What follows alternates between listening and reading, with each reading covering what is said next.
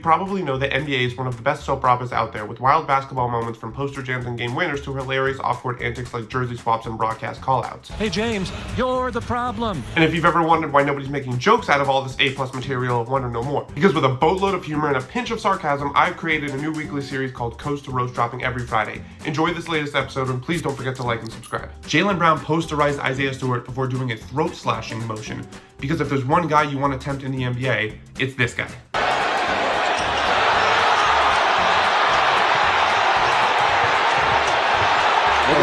RJ Barrett and Tyler Hero went toe-to-toe in Toronto's win over Miami with 37 and 31 points respectively.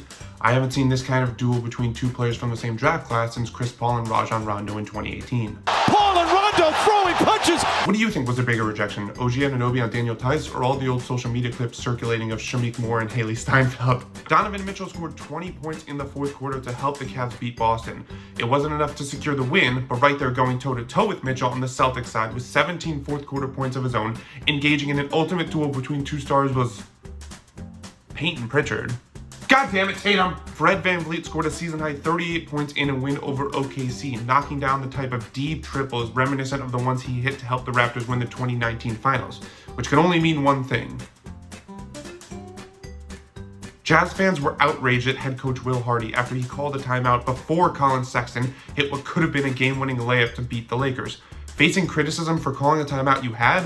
One man's trash is Eric Spoelstra's treasure. Luka Doncic returned from a 5-game absence to drop 36, 13, and 7 in a win over the Blazers. See, the great thing about always playing out of shape is that you don't need to get back into shape when you return from injury. Yves Missi had the best performance of his young career with a career-high 23 points and 12 rebounds in the Pelicans' loss to Atlanta. It's great to see such a small bright spot for New Orleans considering how many players they're missing. Nikola Vucevic had another 21 points in Chicago's win over Brooklyn. He's now averaging his most points in 4 years on by far a career-high efficiency. I haven't seen anyone this desperate to get out of Chicago since Nikola Mirotic tasted Bobby Portis's fist. Giannis and Dame combined for 55 points in a 21-point win over Detroit. It is so awesome to see Milwaukee start winning games on the back of the tried-and-true strategy of your two best players acting like it. Hey look, the Sixers didn't need overtime to beat the Hornets this time. Progress. If both RJ Barrett and Tyrese Halliburton play really well at home but struggle on the road, what do you think would happen if they make it to Vegas? Did you see that video of Kat taking the contact from Mo Wagner, looking at the refs and then hitting the turnaround jumper? Nobody is prouder of that video than DeMarcus Cousins. After losing to the Mavericks, Ja Morant explained that he's not trying to dunk as much to preserve his health.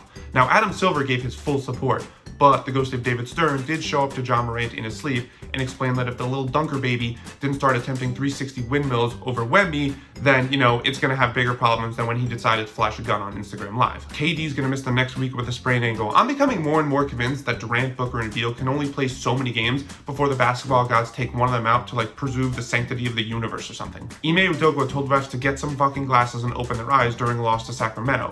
Coincidentally, get some fucking glasses and open your eyes is what I yelled to ESPN after they set a 15-minute timer to tip off when the game was supposed to start 5 minutes ago. Steve Kerr was irate in the final seconds of Golden State's loss to Denver when Christian Brown appeared to call a timeout the Nuggets didn't have, but the Nuggets instead decided to give them a jump ball instead. If I did nickel for every tight game that ended in timeout controversy, I'd have 3 nickels, which is honestly a lot considering we're not even a quarter, no pun intended, way through the season. During that 4-point win, the Nuggets were outscored by 19 points in just 8 minutes without Nikola Jokic on the court. What a heavy burden for a guy whose all-time level of production single-handedly affects the outcome of his team's games. Jason Tatum could never. James Harden passed Paul Pierce for 17th on the all-time scoring list. Okay, yeah, but whose team would win? These Clippers or the 08 Celtics?